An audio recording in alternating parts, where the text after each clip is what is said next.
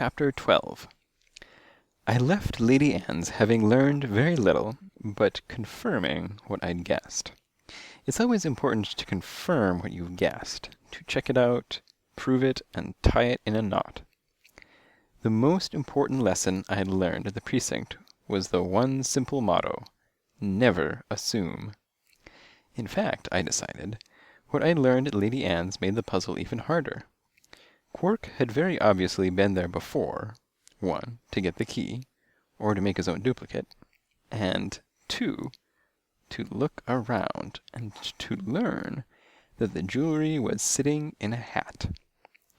So now I had a man who had previously visited the Crandalls, the Kellys, the Sternwoods, and the Cohens. I hurried to the bookstore, hoping that Sugary could shed a little light. As I walked across the courtyard, Spike, from his window, yelled, "Sam, come on up." I did it the hard way. Leapt to a garbage can, up to the awning that shades the back door, then up to Spike's window. "Show off," he said. "Like you," I said flatly, "when you talk about antique furniture and art." His apartment was neat. Donna, his roommate, the reporter for the Post, had a taste for high tech. No clutter, no frills. Her taste was the absolute opposite of Spike's, and the one sticky point in their domestic relationship. So, Spike settled on a black metal shelf, the same color as his coat. I described the bald burglar, and Sugary'd never seen him. "Your turn," he said. "How about some lunch?" "Ah," he said. "Sugary owed you a can of tuna. She asked me to deliver it." "And did you?" "Not yet. But I did get it open." Donna has a high-tech electric opener. Spike opens cans for me, often for a flat 10% of the contents. Considering the fact that he'd worked for me this morning, he demanded 12%. Considering how much he'd apparently enjoyed it, we compromised at 9. "Memorial Day weekend," Spike said as we were eating. "Do you think that's important?" "I don't know," I said. "Why?" "Well, it's the weekend the Crandalls moved in and the Sternwoods left town." "Close," I said, "but wrong. The Sternwoods didn't leave on Memorial Day weekend. They redecorated." "Oh." We were sitting on a white metal desk in the bedroom. Spike searched around the desktop for a pencil and stuck it in his mouth, which made him look thoughtful.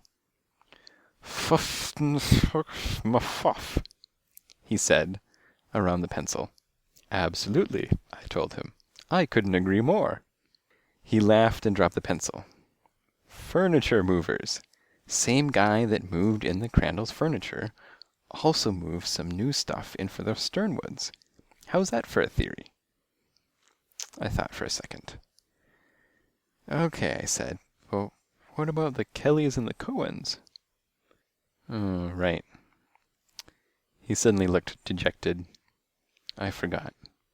"Hey, buddy, if you really want to be a detective, you remember the first rule?" He narrowed his eyes at me. "Never assume?" "Exactly," I nodded. "Never assume you're right, but also, on the other hand, never assume you're wrong?" "Exactly," I nodded. "So let's check it out." Back in the 60s, before they stopped using the dumbwaiter to haul garbage, they made it automatic with buttons, from B to 12 for the floors. As I've said, there are 24 apartments in the building, meaning 2 to a floor.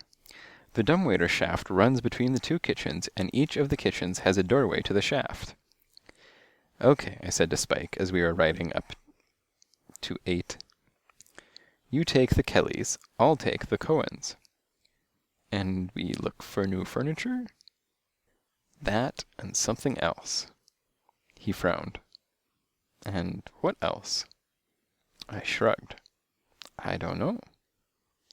"Aha," he said. "Sam's second rule of detection."